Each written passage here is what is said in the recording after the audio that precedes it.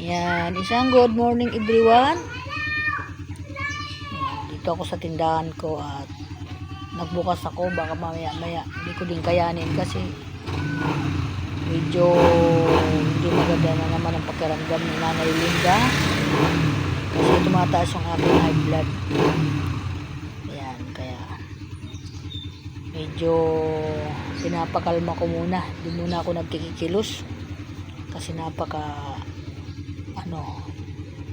inaano ko yung aking high blood para hindi pa masyado bumababa.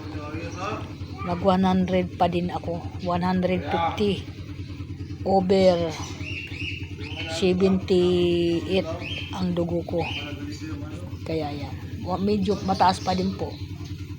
Bumaba lang siya ng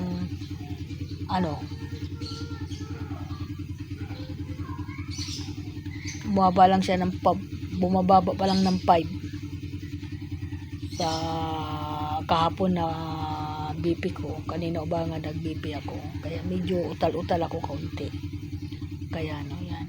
Welcome to my vlog. Good morning everyone sa lahat ng mga busing. Ako po'y nananalangin lagi na ingatan yung mga kababayan natin sa ibang lugar, lalo na sa Israel at yung Iran na nag-aano sila. May kamag-anak kasi kami doon na iniisip din namin. Sana po ay pakinggan ng Panginoon yung atin mga panalangin sa bansa na yun, na itigil na yung kanilang doon, kasi nakakaawa naman yung atin mga kababayan. At lalo na sa mga karamihan doon, mga bata, nakakaawa po, mga naaapektuhan. Ayan po, sana po itigil na po yung mga ganyan na po. Sana, yung pinapanalangin ko din po yan sa Panginoon na tulungan sila doon. Sana walang mangyari na masama kasi marami po tayong mga kababayan nga nandoon. Ayan po, lalo na po sa amin, may mga kamag-anak kami doon sa ganun lugar. Ayan po, wala na po mangyari. Thank you so much sa lahat at welcome to my vlog. Na mini-message ko nga yung kamag-anak namin doon na mag-ingat sila. Lagi kami nananalangin para sa inyo dyan. Ayan po, kaya yun po yung aking kasi syempre apektado pa rin tayo dito sa Pilipinas kasi may mga kamag-anak tayo nga nandoon. Ayan po nangyayari. Kaya yan, sa mga naman, manalangin lang po tayo sa mga pamilya, mga kapatid nga nandoon sa iniisip din nila yung kanilang kapatid. Wala tayong magawa dyan. Ibig sabihin, tulungan na lang natin sa panalangin. Malay mo makinig ang Panginoon. Ang Panginoon lang naman ang may mapangyarihan para ay gabayan sila doon kung ano yung maganda, mabuti doon sa lugar.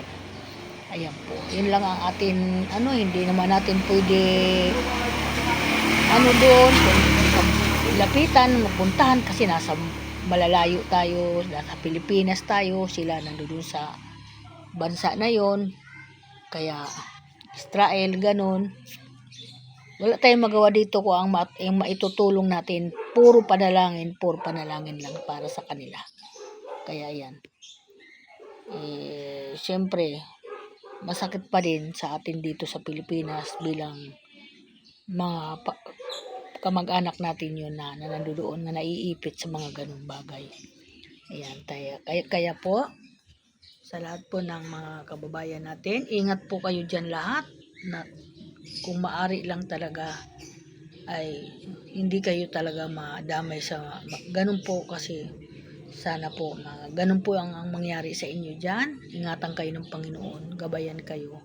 Yan, yun nga natin ang iniisip kung mga gutom na ba sila doon, ganun, iniisip din namin yun. Samantala tayo dito mga pamilya na kahit papaano nakakakain tayo. Sila iniisip natin kung anong kinakain nila ngayon doon. Sa bagay iyon, nakapag-ready naman sila na yan. High-tech po yun mga yan doon, high-tech. Yan po ang bahay ng Panginoon natin na talagang hindi sila ipauubaya sa masamang mangyayari. Ililigtas sila, di ba po? Kaya saludo ako sa bansa na yun dahil iyan po ang makapangyarihan sa ating bansa. Ayan po, doon po nagmula ang ating Panginoon. Thank you so much sa lahat. Bye-bye. Welcome to my vlog. Salamat. Ingat po ang lahat sa mga anak ko. Mag-ingat kayo. Ang mga apo ko, mag-ingat kayo. Thank you. Bye-bye.